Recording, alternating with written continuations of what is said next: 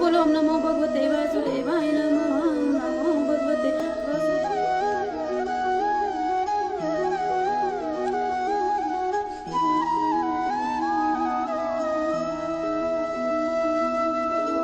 ओम नमो भगवते वासुदेवाय नमः, मोरे कान्हा मोरे कृष्णा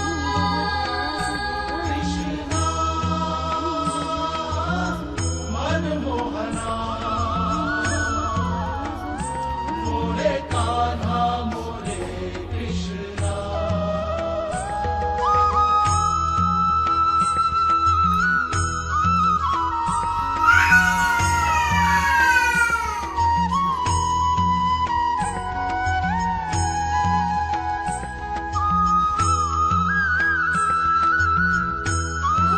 आज आप क्या बने हो? राधा रानी। अच्छा, आप तो बड़े अच्छे लग रहे हो। वाह वाह, नाइस लग रहे हो। डंडा नहीं, बांसुरी। हाँ, डंडा नहीं था, इसको ऐसे जाके फ्लूट है। जो है अलबेला मदनैनो वाला, जिसकी दीवानी ब्रज की हर बाला, वो किसना है, वो किसना है, वो किसना है, किसना है। जो है अलबेला मजनूनो वाला, जिसकी दीवानी ब्रज की हर बाला, वो किसना है, वो किसना है, वो किसना है, किसना है।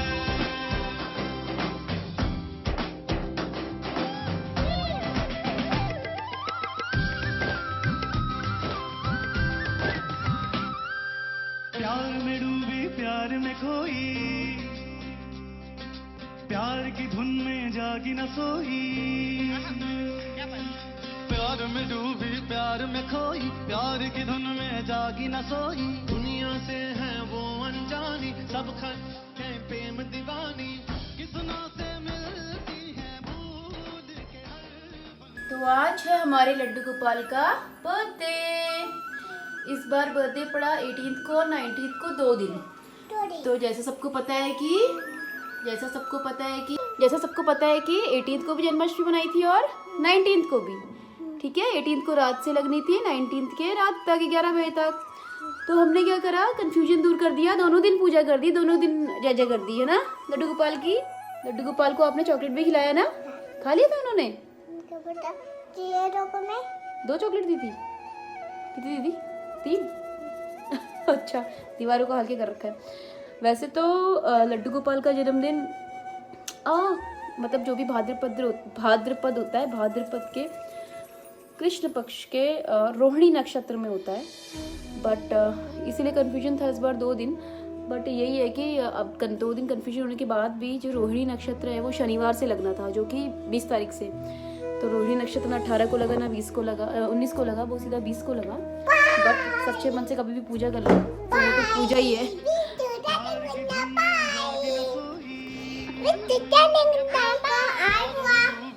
हाय हाय, ये है मेरे लड्डू गोपाल, ये है मेरे लड्डू गोपाल, प्यारे से छोटे से, देखो प्यारे प्यारे, ये मेरे और गुड्डू के लड्डू हैं, है ना गुड्डू?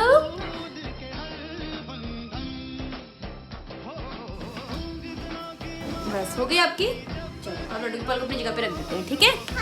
अब लड्डू गोपाल के साथ खेके भी कर लिया, हमने लड्डू गोपाल के साथ खेके भी कर लिया ना लड्डू, हमने आपके साथ।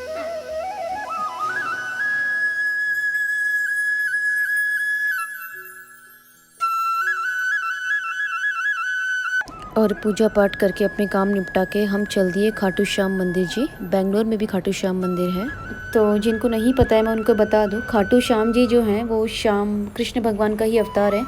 उनको कृष्ण भगवान का कलयुगी अवतार माना जाता है। मतलब कलयुगी अवतार ऐसे माना जाता है कि उनको वरदान था कि वो कलयुग में श्याम के नाम से पूजे जाएंगे थे। तो वो महाभारत के टाइम के जो खाटू श्याम जी थे, उनका नाम वैसे बारबरिक था।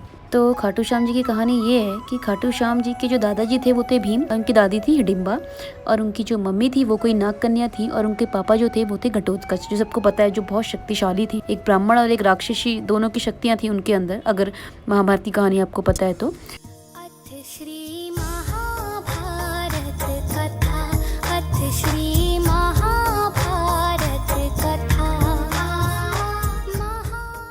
और हाँ, खाटू श्याम जी को बहुत ज़्यादा मान्यता है इन भगवान जी की। राजस्थान वाले मंदिर में तो बहुत ज़्यादा ऐसे बोलते हैं कि ये हारे का सहारा है, मतलब जो इंसान बहुत दुखी है, बहुत परेशान है, उसके सारे रास्ते बंद हो चुके हैं, मतलब एक तरह से जो हारा हुआ इंसान है, तो अगर वो वहाँ जाता है तो खाटू श्याम जी उसको जीतने में मदद करते हैं, खाटू श्याम जी उसको परेशानियों से निकालते हैं। तो ये काफ़ी मान्यता है वहाँ की, तो इसलिए उनको हारे का सहारा बोला जाता है। और मैंने देखा है, मतलब लोग जाते हैं उनकी, वहाँ जाके काफ़ी मन्नतें पूरी होती हैं। और मैं भी वहाँ 3 बार गई हूँ, मतलब मेरी फैमिली के साथ ऑब्वियसली, तो 3 बार मैं विजिट वहाँ कर चुकी हूँ। और वाकई में बड़ा अच्छा मंदिर है, बहुत सुंदर मंदिर है। तो उसी का एक मंदिर यहाँ भी है, मुझे पता लगा। तो हम लोग पहले भी एक दिन आए थे, उस दिन मैं वीडियोज़ वगैरह नहीं बना पाई, बट आज मैंने सोचा कि मैं पूरा कवर करके आप लोगों को सबको दिखाऊंगी यहाँ का टेम्पल। यदा हि धर्मस्य ग्लानिर्भवति भारत अभ्युत्थान। तो जैसे कि ये बुद्धिमान तो थे ही बार्बरिक, तो इन्होंने एक बार शिव जी की बहुत घोर तपस्या की थी। तो इनकी तपस्या से खुश होके, पहले ज़माने में तो ऐसा होता था, भगवान जी आते थे खुद ही वरदान दे दिया करते थे, तो शिव जी ने इनको वरदान दिया था और इनको 3 चमत्कारी बाण दिए थे वरदान में। इनको 3 बाणधारी भी बोला जाता है इसीलिए क्योंकि इनको 3 बाण चमत्कारी बाण दिए गए थे। और बताते हैं जो अग्निदेव हमारे होते हैं, उन्होंने भी इनको एक बहुत ही चमत्कारी धनुष दिया था वो बाण चलाने के लिए, जिससे ये मतलब पूरी दुनिया ख़त्म कर सकते थे, तीनों लोग के एक बार में ख़त्म कर सकते थे। मतलब कुल मिला के ये बहुत ज़्यादा यार पावरफुल थे। और हाँ, यहाँ आप गाड़ी अंदर तक ला सकते हो, तो पार्किंग एरिया बिल्कुल मंदिर के सामने तक है। लास्ट टाइम हमें पता नहीं था, हमने गाड़ी बाहर ही पार्क कर दी थी, बट यहाँ पे काफ़ी अच्छा पार्किंग स्पेस है। अथ श्री महाभारत कथा, अथ श्री की कहानी यहाँ से शुरू होती है कि जब महाभारत का युद्ध हो रहा था तो इनको भी युद्ध लड़ना था। इनको था कि मुझे भी इस युद्ध में पार्टिसिपेट करना है, तो ये अपनी माँ के पास गया आशीर्वाद लेने के लिए कि मुझे युद्ध में जाना है। तो इनकी माँ ने इनको आशीर्वाद दिया कि तुम जा तो रही हो, बट तुम हमेशा हारते हुए का साथ देना, जो हार रहा होगा। तो डिसाइड करते हैं ठीक है, मैं जो हार रहा होगा मैं उसका साथ दूंगा। ऑब्वियसली हारना तो कौरवों को ही था, और अगर ये कौरवों का साथ देते तो फिर कौरव जीत जाते, पांडवों का खात्मा हो जाता। तो कृष्ण भगवान जी को पता लगा, तो वो ये जब जा रहे थे तो कृष्ण भगवान जी ने एक साधु, एक ब्राह्मण का वेश ले लिया और वो इनको रास्ते में मिले। तो कृष्ण भगवान जी ने उनसे पूछा कि आप सिर्फ 3 बाण लेके युद्ध में लड़ने जा रहे हो? तो बार्बरिक उनको बोलते हैं कि आपको पता नहीं है, मेरे बाण बहुत चमत्कारी हैं, मैं एक ही बाण से सारी सेना को ख़त्म कर सकता हूँ। उसके बाद भी वो बाण घूम घाम के बिना ख़राब हुए मेरे पास आके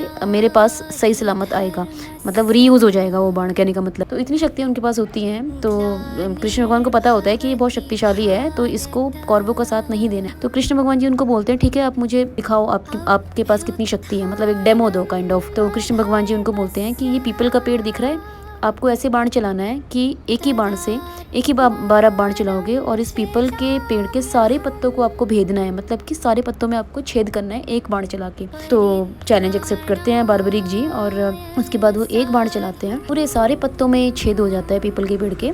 और फिर उसके बाद बाण जो है वो कृष्ण भगवान के पैरों के नीचे आगे पीछे नीचे ऊपर मंडराने लगता है। तो कृष्ण भगवान को पता लग जाता है कि यार इसको पता लग गया। एक्चुअली क्या होता है कि एक पत्ता कृष्ण भगवान ने अपने पैरों के नीचे छुपा लिया होता है, तो बाण उनके पैरों के आसपास ही घूमने लग जाता है, क्योंकि बाण को उनके पास शक्तियाँ होती है ना कि यहाँ पे छुपा हुआ है। कृष्ण भगवान जी उनकी मतलब महानता को, उनके टैलेंट को समझ जाते हैं और मान जाते हैं। तो फिर बार्बरिक श्री कृष्ण से बोलते हैं, मतलब वो ब्राह्मण का वेश जो करके आए होते हैं, हे ब्राह्मण आप अपना पैर हटा लीजिए, नहीं तो ये आपके पैर को भी भेद देगा, क्योंकि आपके पैर के नीचे पत्ता है। तो कृष्ण भगवान जी समझ जाते हैं। उसके बाद फिर कृष्ण भगवान जी बड़ा खुश होते हैं उनको देख के, और क्योंकि वो ब्राह्मण का वेश लेके आए थे, तो ब्राह्मण पहले जमाने में तो होता था ना कि आप जो ब्राह्मण दान मांग रहा है आप उसको मना नहीं कर सकते। तो कृष्ण भगवान जी ब्राह्मण के रूप में जो होते हैं वो बोलते हैं कि अब बार्बरिक से कि मुझे कुछ दान में चाहिए और तुम्हें देना होगा जो मैं मांगूंगा। तो बार्बरिक बोलता है कि ठीक है मैं आपको दूंगा, वो मतलब वचन दे देता है बार्बरिक उनको। तो वो बोलते हैं कि मुझे आपका सर चाहिए। वो दान में कृष्ण भगवान जी मतलब ब्राह्मण जो होते हैं वो बार्बरिक का सर मांग लेते हैं। तो अब बेचारा वो वचनबद्ध हो जाता है कि यार उसको वो सर देना है। उसने हाँ बोल दिया है। पहले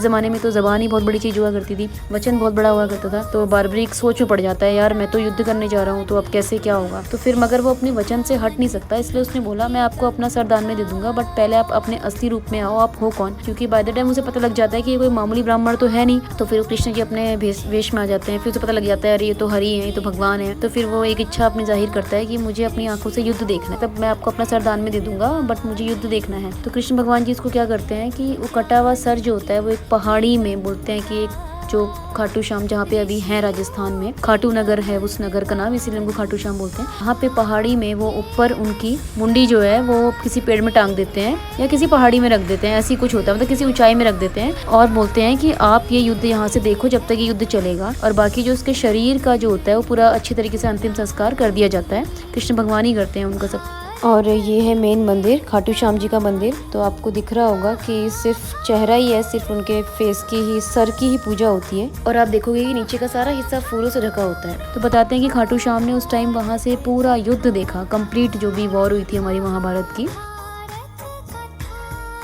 उसके बाद जब युद्ध खत्म हुआ तो ऐसे पूछा गया कि इस पूरे युद्ध का श्रेय किसको जाता है। पांडव तो जीत गए थे बट क्रेडिट किसको जाएगा जीतने। तो फिर पांडवों ने, कोई कहता है इसको जाता है, कोई कहता है इसको जाता है। फिर सबने सोचा कि हम खाटू श्याम जी से पूछते हैं, क्योंकि उन्होंने सारा युद्ध देखा है वहाँ बैठ के। खाटू श्याम जी बोलते हैं कि सारा युद्ध का श्रेय जाता है कृष्ण भगवान को, क्योंकि यही रचयिता थे, उन्होंने सब रचा था, हर चीज A to Z सारा इन्हीं का कराया था कृष्ण भगवान का। कृष्ण भगवान जी बहुत खुश होते हैं उनको देख के। तो मतलब काफी, मतलब क्योंकि उनको पता था जो थे बार्बरिक वो भी काफी महान थे। फिर उनके सर का संस्कार खाटू नगर में किया गया, इसलिए खाटू श्याम उनको बोला जाता है। और कृष्ण भगवान ने उनको वरदान दिया कि कलयुग में तुम मेरे नाम से जाने जाओगे और तुम्हारी बहुत मान्यता होगी। तो ये इसकी कहानी है और वाकई में खाटू श्याम की बहुत मान्यता है। खाटू श्याम मंदिर में हर 11 को, 11 बोलते हैं, राजस्थान में 11 बोला जाता है, हमारे यहाँ उसको एकादशी बोलते हैं। हर एकादशी में वहाँ बहुत अच्छे से पूजा पाठ, बहुत लोग अपना झंडा लेके आते हैं, बाकायदा वहाँ झंडा चढ़ाते हैं। और कुछ एकादशी की वहाँ बहुत मान्यताएं होती हैं, इतनी ज़्यादा भीड़ होती है, लोग मतलब हज़ारों लाखों की तादाद में आते हैं, बहुत ज़्यादा भीड़ होती है। इवन अभी मैंने सुना था कुछ टाइम पहले भगदड़ भी मच गई थी। ये है कहानी खाटू श्याम जी की। मैं जब गई थी लास्ट टाइम राजस्थान वाले खाटू श्याम, तो वीडियो तब मेरा कुछ चैनल वगैरह था नहीं। तो अब मैं जब भी नेक्स्ट टाइम जाऊंगी राजस्थान वाले खाटू श्याम तो आपको पूरा वहाँ का दिखाऊंगी। तो यही कारण है कि जिस भी खाटू श्याम मंदिर में आप जाएंगे आपको सिर्फ उनका सर ही दिखेगा। और तो ये कहानी है, बोलो खाटू श्याम महाराज की जय। तो जैसा कि अपने सारे इंडियन टेम्पल्स में होता है कि अगर एक किसी भगवान का मंदिर है तो वहाँ सारे और भगवानों का भी मंदिर होगा। तो ऐसे यहाँ पे बहुत सारे मंदिर है आजू बाजू में, शिव जी का मंदिर भी है, हनुमान जी का भी है। पर हाँ, ये मस्त है कि ये मंदिर बहुत सुंदर बनाया हुआ है, मतलब बहुत पीसफुल है, बहुत ओपन एरिया है और बीच में भी काफी जगह बैठने के लिए भी, अगर आपको थोड़ी देर बैठना है वहाँ पे, टाइम स्पेंड करना है। राजस्थान वाला भी बहुत अच्छा बना है, बट क्योंकि वो प्राचीन है, तब के जमाने का है, तो वो अंदर खड़े होने की जगह वहाँ पे कम है, क्योंकि ऑब्वियसली वो मेन मंदिर है।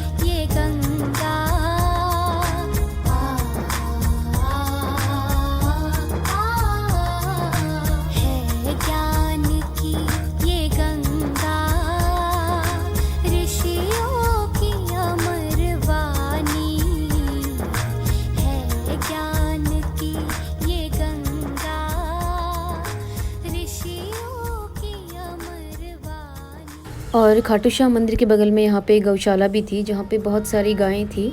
और अगर आप यहाँ आते हो तो आप दान कर सकते हो, मतलब गायों को चारा वगैरह भी दे सकते हो, पर्चियाँ कटती है यहाँ पे, सब कुछ होता है। तो अच्छी चीज़ है बहुत। और यहाँ पे पहाड़ी, देसी, हर प्रकार की गाय मुझे दिखी, अच्छा था यहाँ पे काफ़ी।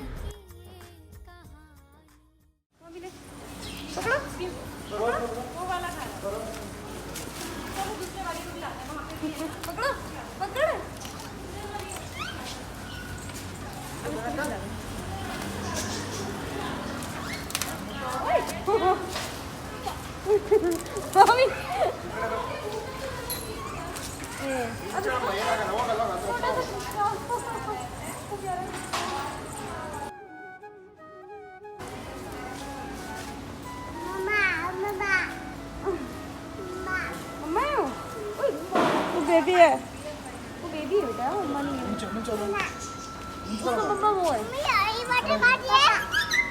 अरे वो पापा है कौन आ गया वो मम्मी है तो मंदिर से घर आके गुड्डू की हो रही है डेकोरेशन वाह गुड्डू ने तो लड्डू गोपाल का झूला बड़ा प्यारा सजा दिया वाह गुड्डू नाइस बस बस अब हाथ पे लगा गिर जाएगा गुड्डू कहाँ से सीखा आपने इतना टैलेंट क्या बात है खुद सीख गया अरे वाह वेरी नाइस बुआ को तो नहीं आता ये सब आप मुझे सिखाओगे थैंक यू